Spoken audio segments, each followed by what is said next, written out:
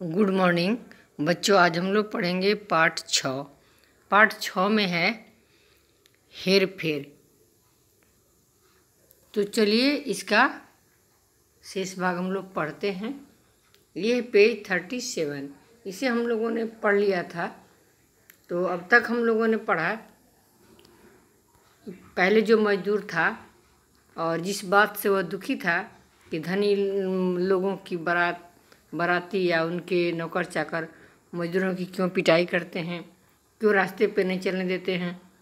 भगवान को मजदूरों को नहीं बनाना चाहिए, दुनिया को मजदूरों की ज़रूरत ही नहीं है। और जब वही कुछ साल बाद मजदूर ही धनी बन जाता है तो खुद वही व्यवहार करता है। एक दिन वह अपने घर वापस आ रहा होता है कहीं से, तो उसके रास्ते में भी मजदूर की बारात आ रही है। तो बाराती भी नहीं हटने के लिए तैयार हैं, लेकिन तब ये अपने नौकरों से बारातियों की पिटाई करवाता है। ये देखिए वही मजदूर धनी बना हुआ डोली में बैठा है, और इसे पालकी भी कहते हैं डोली को, और उसके आदमी मजदूर बारातियों की पिटाई कर रहे हैं। अभी भी ये भगवान से प्रार्थना करता है कि भगवान इन मजदूरों को जब आपने धन दौलत नहीं दिया तो क्यों पैदा किया, दुनिया को इनकी कोई ज़रूरत नहीं है।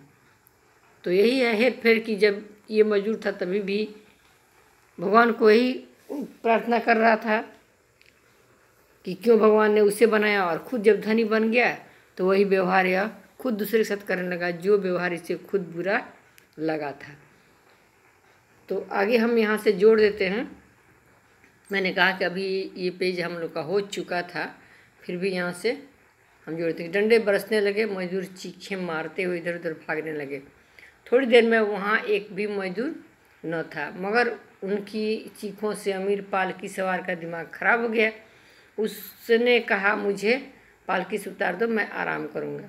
नौकरों ने सड़क के किनारे गलीचे बिछा दिए और अपने मालिक को आराम से बिठा दिया, और उसे ऐसा मालूम हुआ जैसे वह यहाँ कभी पहले भी बैठ चुका है, शायद कई वर्ष पहले, शायद किसी पिछले जन्म में। बच्चों यह भूल गया कि पिछले जन्म नहीं, इसी जन्म में कुछ साल पहले जब वह मजदूर था तो यहाँ ही बैठा था, यहाँ ही मार खाया था। इस समय उसका शरीर अपनी पोशाक में गर्म था। उसके सामने उसके नौकर हाथ बांधे खड़े थे, और शहर में उसके राजसी महल का द्वार उसके लिए खुला था। अब थोड़ा आगे, वह नरम गलीचे पर पालती मारकर बैठ गया और अपनी आंखें आकाश की ओर उठाकर बोला, हे प्रभु, इन अभागे मजदूरों के पास न धन दौलत है, न माल अटारियाँ, न नौकर चाकर, फिर तूने इन्हें क्यों पैदा किया है? क्या सिर्फ इसलिए कि ये हम लोगों के रास्ते में आ खड़े हों और हमारा समय नष्ट करें? आखिर दुनिया को इनकी क्या ज़रूरत है? तो ये हो गई कहानी हेर फेर। उम्मीद है आपको कहानी अच्छी लगी होगी, और इससे सीख भी मिलती है कि जिस चीज़ को कल हम गलत ठहराते हैं, अगर आज वही हमको मौका मिलता है तो करने लग जाते हैं। हम अपना दुख दर्द भूल जाते हैं, जबकि हमें ऐसा नहीं करना चाहिए। तो आगे अब ये थोड़ा सा शब्दार्थ था, आप इसे याद कर लेंगे।